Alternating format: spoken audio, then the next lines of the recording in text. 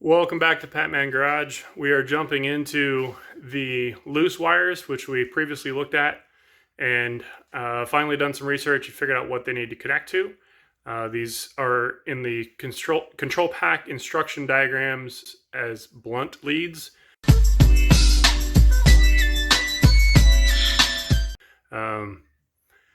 So we will need to bring those into the car and connect two of them to the clutch and two of them to the ignition switch, and the other three can get terminated, and since those are for automatic version. So we're going to jump into the wiring on this, and I'm going to bring you all along, and hopefully this will help you out and help streamline your wiring on your car, especially if you have this generation, and especially if you have a manual transmission version as well. So I'm going to jump into it and bring you all along for the ride. Continuing with the wiring here, so I did a little bit more research, and my fan wire is, I wanted to make note of this, it is limited to 30 amps of output coming off the control pack. So if you have a larger fan or dual fans and you're pulling more than 30 amps and you need to have this run into a relay with its own power source, if you're under 30 amps, then you're good to go just running it like that.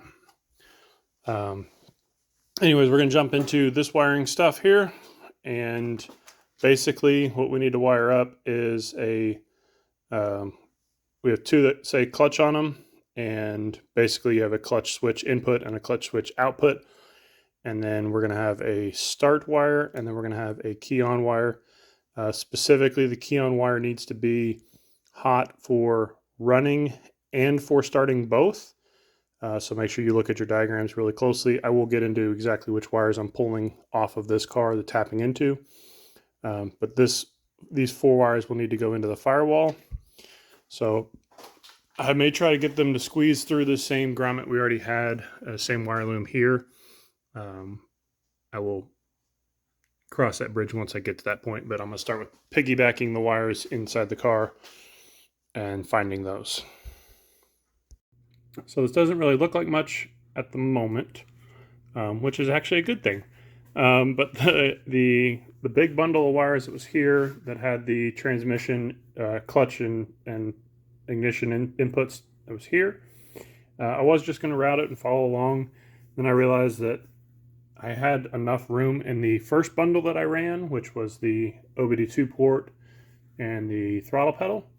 So I ran those inside the bundle of the other one, and I pulled out a whole bunch of heat shrink with it, or a conduit with it. So that cleaned up the wiring quite a bit.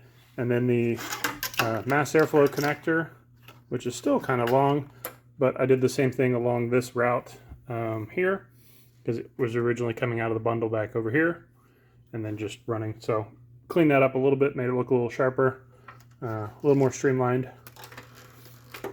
And now we're into the car, inside the car. I have my four wires we talked about.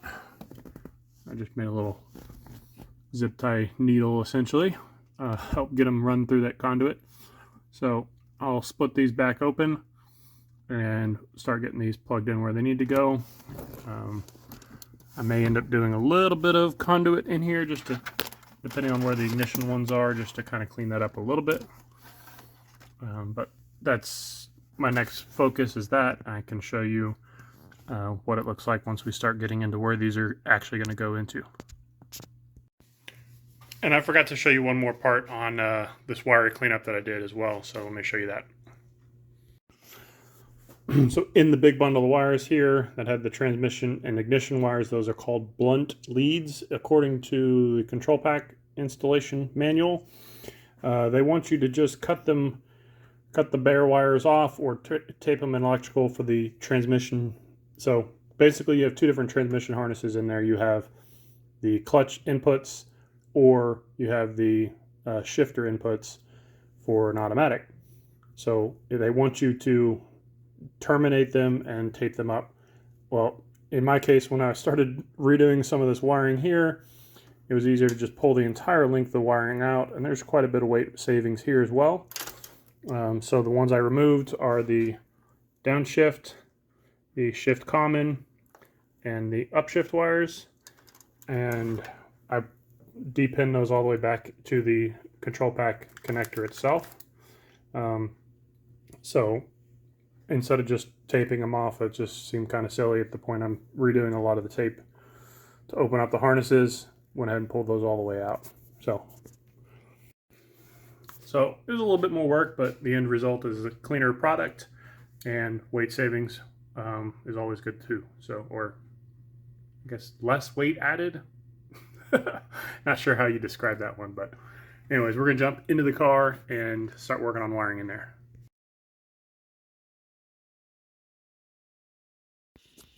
So this is our clutch wire diagram. So we have our red wire as our input and our white wire as our output.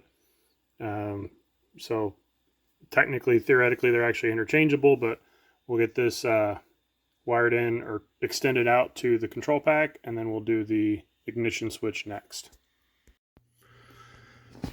All right, so bear with me here, but I went ahead and separated my two ignition wires, just set them off to the side for now, and we're going to focus on the clutch switch first. Like I said, these are technically interchangeable looking at the diagram. If you're a stickler for following diagrams, and clutch switch 1 should be the red wire, and then clutch switch 2 should be the pink wire. So we're going to look for red and pink on the clutch switch. Oh, if we come up underneath here on the side of the clutch connector switch here, I've got these two pulled off. So we will need to add our two wires into these two wires here, which is, of course, going to be easier said than done just due to the location. But I will do my best to get these connected and show you what it looks like, and then we'll focus on ignition after that.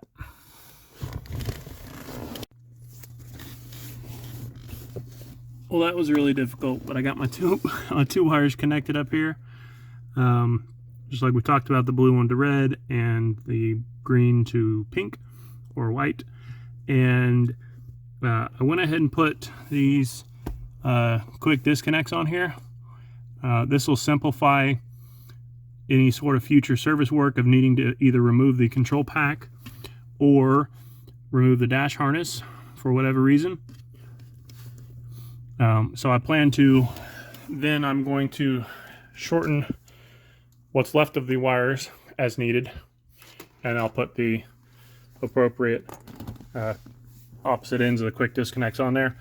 And the nice part about that, other part about that, is I was able to shorten the wires but still leave my original labels in place. Not really going to focus on them, but there you go. So it's not only going to make it more serviceable, but it's well labeled as well, so anybody in here working on the car in the future will see what the wires are going to and know what they're there for. So I'm going to get this shortened. I'm going to get it routed appropriately across the inside of the dash so it's not going to interfere with the brake or steering or clutch movements. And then I'll put my crimp my quick disconnects on the end of the wire, and then I'll connect them. Here you can see my dash harness running there. Here you can see my dash harness run, or my clutch harness run. I have it zip tied loosely to the main dash harness for now, and I got my two wires connected over here. Get you in there like that. So clutch switch is done, and then we'll get to playing on the ignition side next. So right in here we have our red with our light green wire. That's going to be our coming off of our ignition switch in start and run together. So we are after this guy, and our ignition on for the starting signal is white with pink. Evidently, I follow the diagram, that actually is the same white and pink that's on the clutch switch, so that probably would have streamlined that process a little bit if I would have just done them both there, but it is what it is. we can pick it up again, not a big deal. Technically there's another fuse between these two, but anyways, we're gonna jump into trying to figure out where the red with light green, white with pink is in the main body harness of the dash. All right, I moved for the ignition part. I went ahead and removed the lower dash panel and the metal plate that's behind it, and that'll just give me a little bit more access without having to come backwards into the dash. But what we're after here is this main wire bundle right here. We have our red with our light green, this guy, and then up top we have our white with our pink. The pink tracer's kind of on the back side. It's kind of hard to see.